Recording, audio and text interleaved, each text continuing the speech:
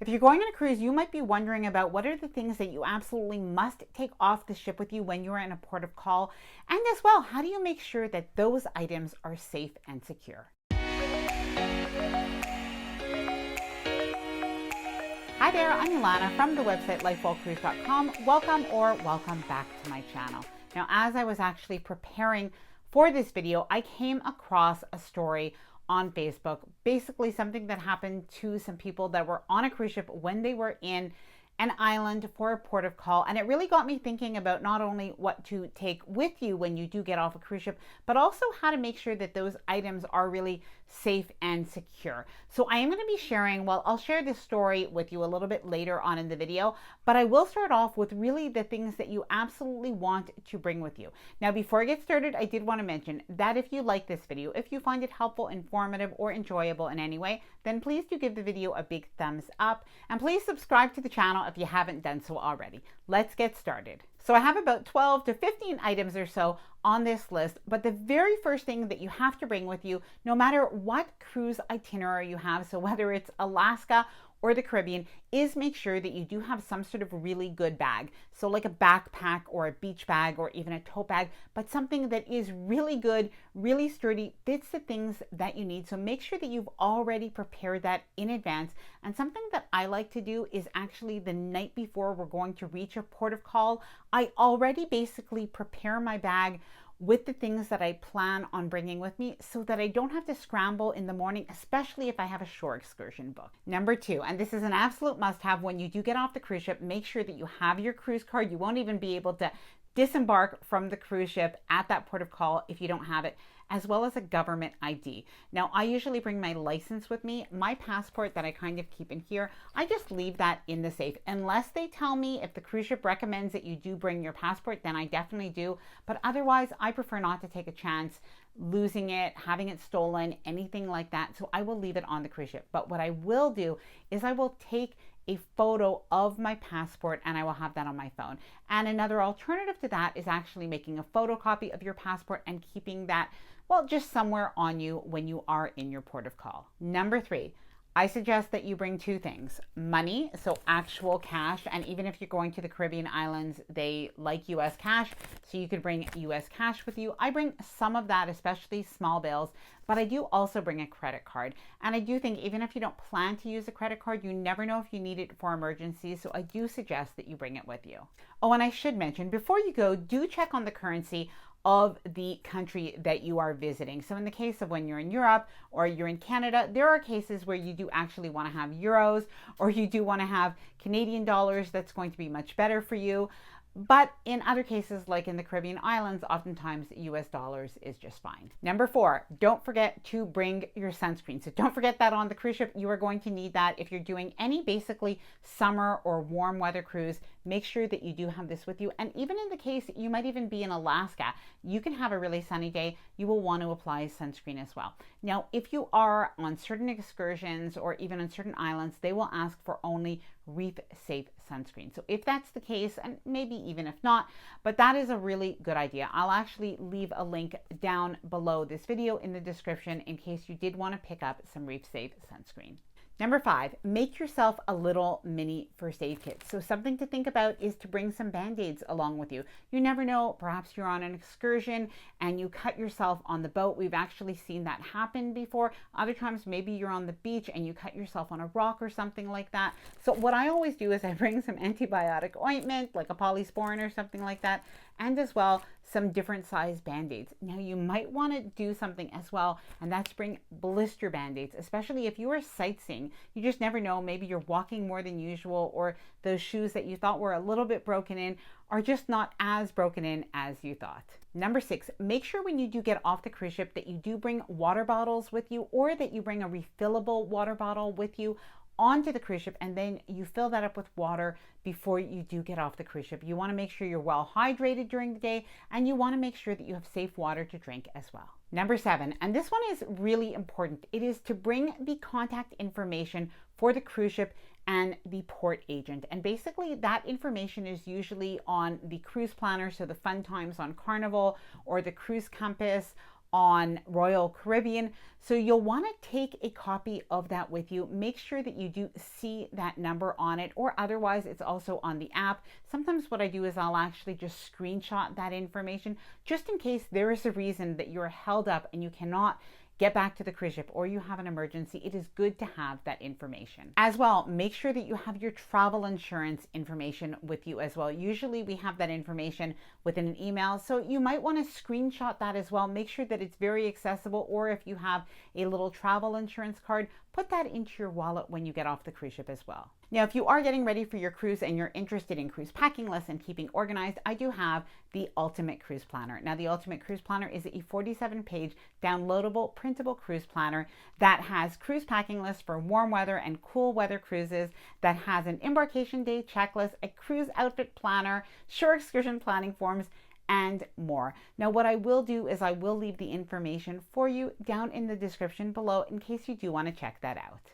Now, I have a couple of other things to mention, but it really is probably dependent on your excursion or even your itinerary. So the next one is boating or sea bands. Now, if you have an excursion that is a catamaran or a boat ride or a whale watching excursion, this is definitely something to bring with you.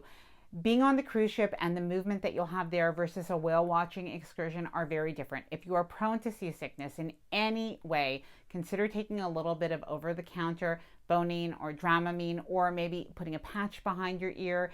Basically, do something preventative before you do go on that excursion, or at least bring it with you just in case you are affected by the motion of the ocean. Now, if you are visiting somewhere where the weather can be a little bit iffy, there's always a chance of rain, like Canada, New England, or like Alaska, then make sure that you always have a poncho with you. Just put it in your backpack. Even if the weather looks good when you're heading out, you never know when it can change. So it is good to have a little rain jacket or a poncho. Now, one more thing that is also really excursion dependent, and really it does depend on your itinerary, but it is insect repellent, and as well maybe some afterbite in case you do get any insect bites. So if you are going somewhere like a rainforest, or if you're going anywhere where there's a forest or there's a potential to have bugs, that can be in a lot of different excursions, and you'll usually notice that on the reviews if that could be the case.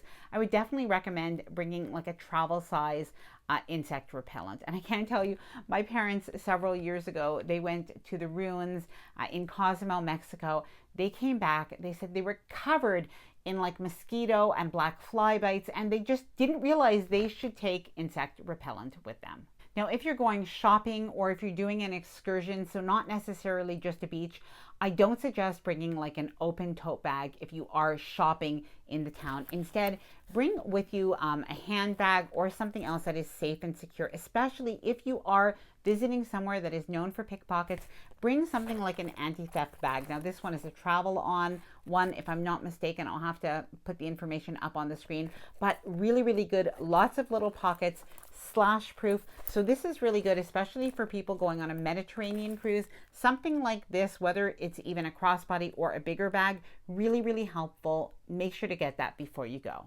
Now, if you are worried about safety and security in your cruise protocol, and in particular, if you're somewhere near water, you're on the beach perhaps, something to consider bringing is a waterproof phone case. Now, I thought this was already very handy. I used this on my last cruise when we did do an excursion and we were in the lazy river, but I hadn't really considered what it would do in terms of safety, in terms of keeping your different items. So basically what you can do is you can keep your credit card along with your phone that goes in here. You can keep your credit card, you can keep your cruise card, your identification, everything that really is absolutely vital to you. You could keep it all in here, and then you can wear it with you. So I think this is really, really brilliant, and I think it's probably a must-have. And I will tell you that little story. Basically, what happened is apparently a cruise ship was docked in one of the islands. It was Grand Turk. And what happened was somebody did somehow get into that area when they were not supposed to be, and they basically ran off with some of the different bags that were on the chairs around the pool in the Margaritaville area and around the beach.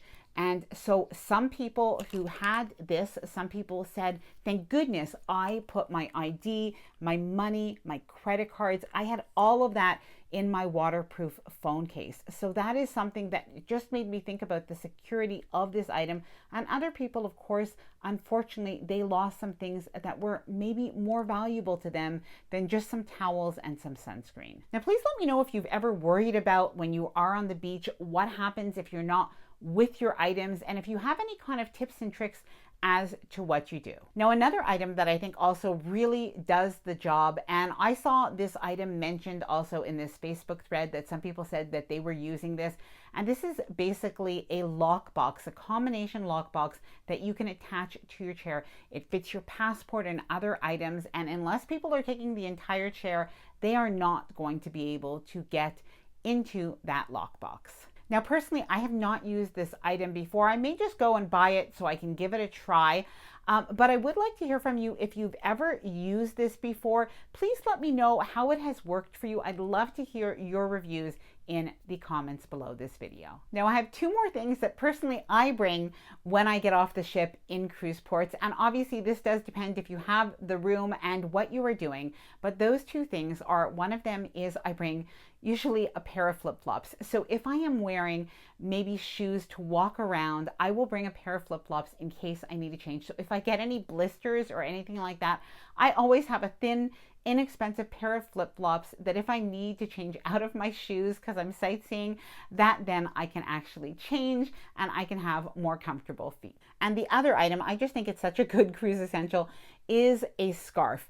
And the reason that I always bring a scarf, or sometimes I bring a little cardigan, is because you never know if there is a religious building that you are going to enter. So whether it's a church, a synagogue, a mosque, you usually, for ladies, we are asked to cover our shoulders. So this is a way that I know I can always have my shoulders covered because I do have a little cardigan that is in my tote bag. But as well, it has happened to me before that there's been like major air conditioning in some of the different malls, that kind of thing, and the stores.